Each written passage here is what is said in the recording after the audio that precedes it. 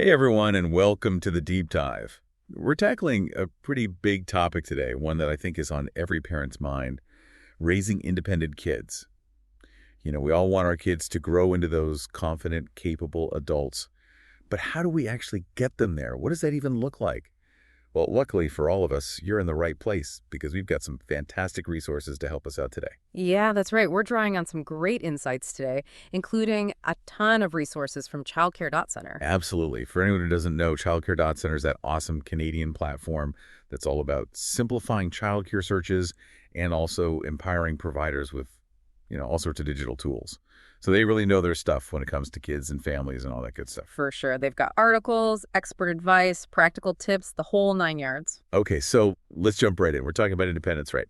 But what does that really mean when we're talking about kids? I feel like we often get stuck on those practical skills, can they tie their shoes? Can they make a sandwich? But is there more to it than that? Oh, absolutely. Way more. I think so too. It's so much bigger than just those basic skills. Think of independence as giving your child the tools they need to navigate life with confidence and resilience. Yeah. Those are the skills that really set them up for success, not just in their personal lives, but, in school, in their careers, everything. Okay, I love that. Yeah. So it's not just about those day-to-day tasks. It's about equipping them with the tools to face anything. Yeah, Right. exactly. Okay, so then why is this so crucial, especially now?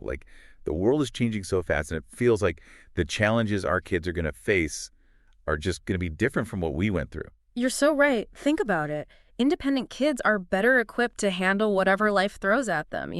They're more likely to be able to bounce back from setbacks, make responsible choices, and build those healthy relationships, all of which form the foundation for a fulfilling life, right? It's like giving them that inner strength and sense of agency to navigate the world no matter what curveballs come their way. Exactly. And all the research backs this up. Independent kids tend to do better academically, they've got stronger social skills, and they even show higher levels of emotional intelligence. Wow. Okay, I'm sold. Independence is definitely something we need to be intentionally fostering in our kids. But how do we actually do that? Where do we even begin? Well, like building a house, we've got to start with a strong foundation, right? We need to understand those core components of what makes up independence, and those are self-reliance, responsibility, decision-making, confidence, and resilience. Okay, breaking it down like that makes it feel a little less Yeah, overwhelming. and these aren't just abstract ideas. There are real ways we can help our kids actually develop those skills. Okay, awesome. So let's start with that first one, self-reliance. What does that look like in practice? Okay, picture this. Your kid's favorite toy suddenly stops working. What do? Do they immediately run to you for help? Or do they try to tinker with it themselves, try to figure out what's wrong? Even if they don't succeed in actually fixing it, that willingness to try to troubleshoot on their own, that's self-reliance in action. So it's about fostering that I can do it myself spirit, Yeah. even with something as simple as a toy. Exactly. And as they get older, that translates into more complex things, like tackling a challenging homework assignment without giving up, or figuring out a new app on their phone, all on their own. Makes sense. Okay, what about responsibility? How do we teach our kids to be responsible? Well, think beyond just chores, although those are definitely important. It's about helping them understand that their actions have consequences. Let's say your child forgets to feed the pet. Instead of immediately stepping in, allow them to experience that natural consequence of their inaction in this case, a sad and hungry pet. Okay, so natural consequences, but within reason, of course. Of course, we're not talking about putting them in any real danger. Right, but it's about letting them experience those natural outcomes and learn from them. Exactly. They learn a valuable lesson about responsibility without you having to lecture them about it. It's about owning their choices and understanding that what they do impacts others, not just themselves. Got it. Okay, so we've got self-reliance and responsibility covered. What about decision-making? How can we empower our kids to make good choices? You can start small. Even toddlers can handle simple choices like red shirt or blue shirt, apple slices or carrot sticks. As they grow, the choices obviously become more complex, and that's where you as the parent come in and offer guidance. You can help them weigh the options, consider those potential outcomes, and then really learn from their decisions, even the ones that maybe don't turn out so great. So it's not about dictating every little thing. It's about giving them the tools to make those informed decisions on their own. Exactly. It's setting them up to be able to make those big decisions later in life, what classes to take, what activities to join, even what career path to pursue. Right. All right. We're making some good progress here. So let's talk about confidence. How do we build that in our kids? It feels like confidence is such a key ingredient for being successful in life. It really is. And, it starts with us as parents. We've got to show them that we believe in them, praise their effort, not just their accomplishments. Oh, like that? Like, you kept trying even when it was tough, or you didn't give up. Those are the words that build real confidence. Yeah. It's not about being perfect. It's about trying and putting in that effort. Exactly. Encourage them to try new things, even if they might not succeed right away. I love that. It's about fostering that growth mindset where we see failures as opportunities to learn and improve. But then what about resilience? How do we help our kids bounce back from those inevitable setbacks that are going to come their way? Well, resilience is all about learning to cope with challenges, right? It's about not giving up when things get tough. Mm. And we can foster this by letting them actually experience those age-appropriate challenges. Don't shield them from every disappointment, but be there to support them, help them work through their emotions, and just show them that it's okay to struggle sometimes. So being their coach and their cheerleader, Yeah. encouraging them, supporting them, but also letting them face those challenges and learn from those experiences. Exactly. We're showing them that they have the strength to overcome obstacles and come out stronger on the other side. I love it. Okay, so we've laid a really solid foundation here. I think we all understand now those core components of independence, but I'm curious to see how this actually translates into like real-world strategies. What are some things we can start doing like today to help our kids be more independent? Let's get tactical. Let's break it down by age group and look at some specific strategies, starting with those adorable toddlers and preschoolers. Welcome back to the show. I hope everyone is ready to roll up their sleeves and really get into the nitty-gritty of building independence because that's what we're going to do today. Yes. Let's translate all those concepts we talked about in part one, those like building blocks of independence, into some real-world strategies that we can use with our kids. Awesome. So let's start with our littlest ones, toddlers and preschoolers, that magical age of, I can do it myself. Oh, I know that phase well. So adorable and also a little bit exhausting sometimes. But how do we actually harness that natural desire for independence? Because it's definitely there. It really is. It's all about giving them those opportunities to actually practice. So instead of, say, swooping in to dress your toddler every morning, try laying out a couple of clothing options and letting them choose what they want to wear. Oh, that's a good one. Yeah. Sure, Yeah. the shirt might be inside out or the pants might be on backwards. Happens all the time. But hey, they're exercising those decision-making muscles. So it's about embracing the imperfection Right.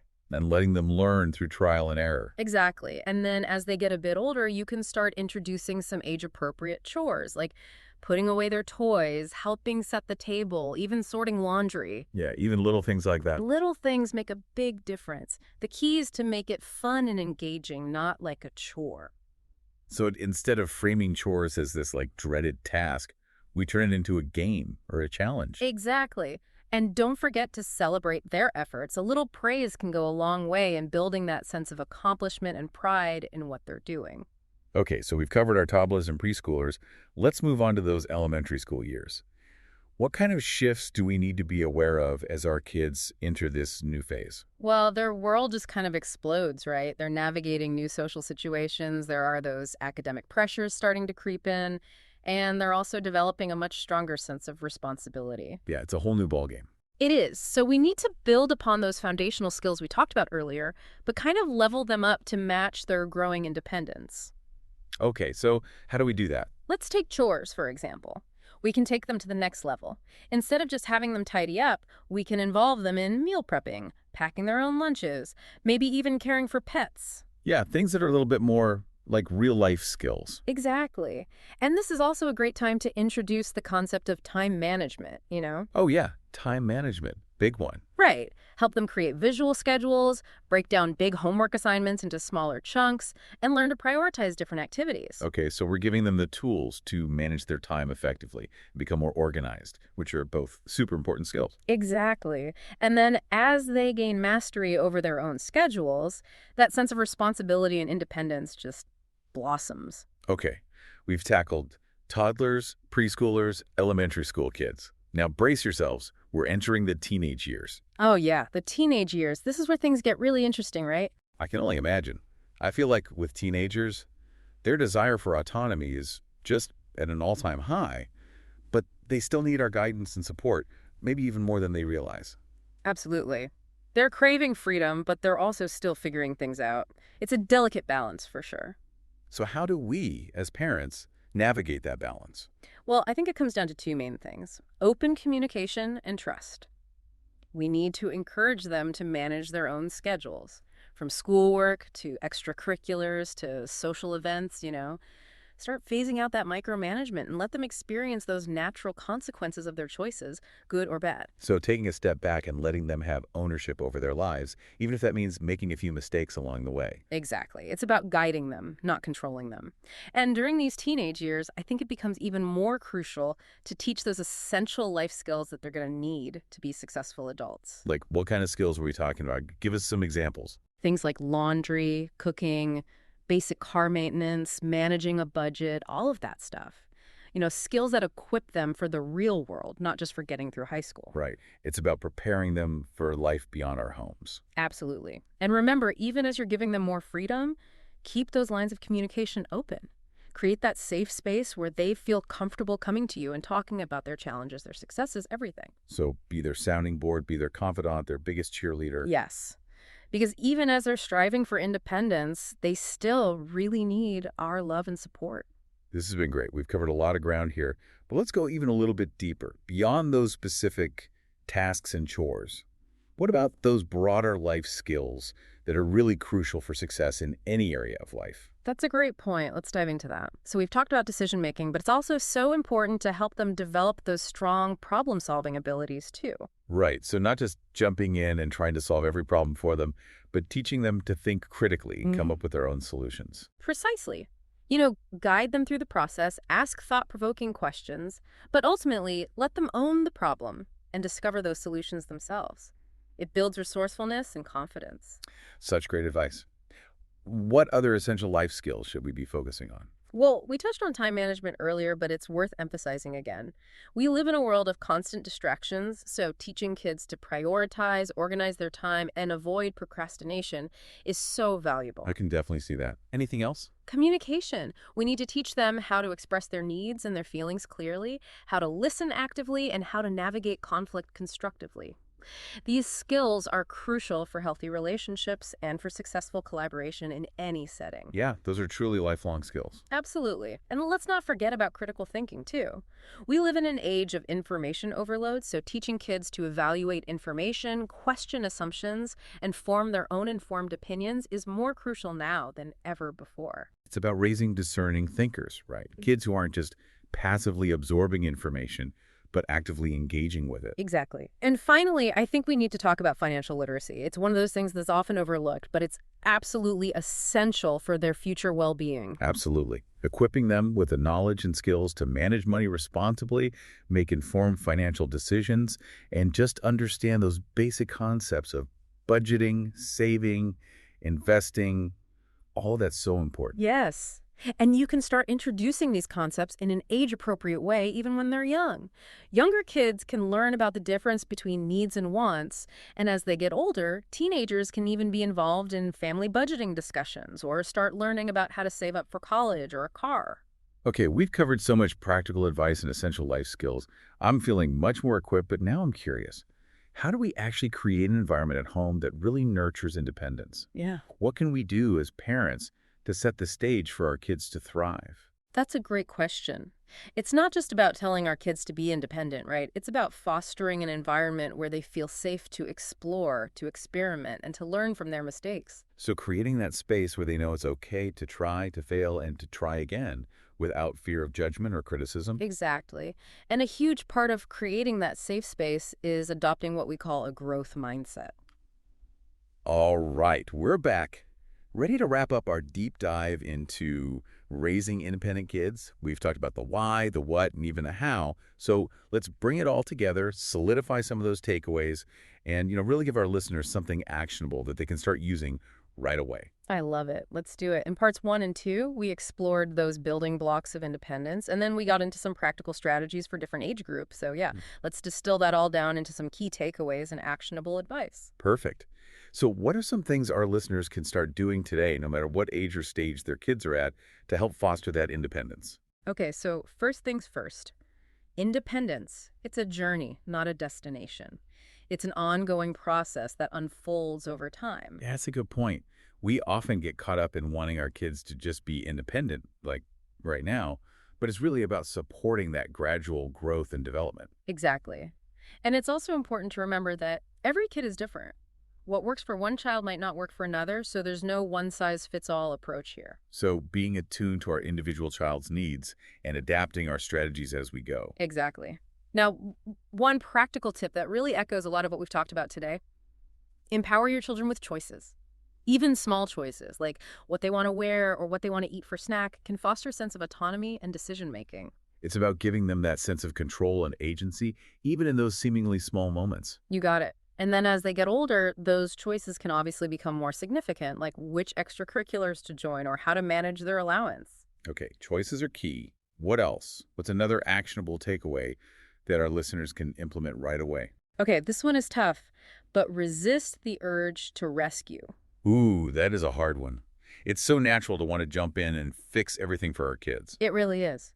But when we do that, we're actually preventing them from learning and growing and developing those important problem-solving skills. So it's about letting them struggle a bit, right? Yeah. Letting them grapple with those challenges and figure things out on their own. Exactly. Of course, we're there to offer support and guidance, but we don't have to solve every problem for them. It's about finding that balance between support and empowerment. Exactly. Okay, here's a related tip. Encourage risk-taking and embrace failure as a learning opportunity. I love that. It feels like we live in a culture that's so obsessed with success and perfection, but failure is such a normal and important part of life. It really is, and honestly, it's often through our failures that we learn those most valuable lessons. So true. So how do we shift that mindset in our kids? How do we create a safe space for them to take risks and know that it's okay to make mistakes? One really powerful thing you can do is talk about your own mistakes and failures. Let your kids see that you're not perfect, and that you've learned and grown from those experiences. Normalize failure. Show them it's not the end of the world, it's a stepping stone. Exactly. And when they do make mistakes, help them reframe it as a learning opportunity. Ask questions like, what did you learn from this? Or what would you do differently next time? Turn those oops moments Sure, yeah. into aha moments. Yes. Okay, shifting gears a bit, let's talk about chores. We often think of chores as, just a way to get our kids to contribute around the house, which is important, but it's so much more than that. Ooh, tell me more. I'm intrigued. Chores are actually a fantastic way to foster independence and responsibility. Yeah. By giving them age-appropriate chores, we're teaching them valuable life skills and helping them develop that sense of ownership and pride in their contributions. So it's more than just getting the dishes washed or the laundry folded. It's about those underlying skills and values that they're learning. Exactly. And don't underestimate the power of modeling these behaviors yourself. Let your kids see you contributing around the house, taking care of your responsibilities, and managing your time effectively. Lead by example. Exactly. And last but not least, celebrate those successes. Big or small, those moments matter. That's so true. It's so easy to get caught up in the day-to-day and forget to acknowledge our kids' accomplishments. But those celebrations, those moments of pride and joy, they mean the world to them. So let's make a conscious effort to notice and celebrate those wins, to reinforce those positive feelings around independence and achievement. Couldn't agree more. And just remember, this whole journey of raising independent kids, it's a marathon, not a sprint. There are going to be ups and downs, triumphs and challenges, but it's a journey worth taking. Couldn't have said it better myself. And before we wrap up, I want to give a huge shout out to Child Care Dot Center for providing such valuable insights and resources on this important topic. Yes. Definitely check them out. They've got tons of great information for parents and caregivers. And to all of our listeners out there, thank you so much for joining us on this deep dive. We hope you've gained some valuable insights and practical strategies that you can use on your own parenting journey. And remember, you're not alone in this. We're all in this together. And by supporting each other, sharing our experiences, we can raise a generation of kids who are ready to take on the world with confidence and independence. That's a wrap for this episode of The Deep Dive. We'll see you next time.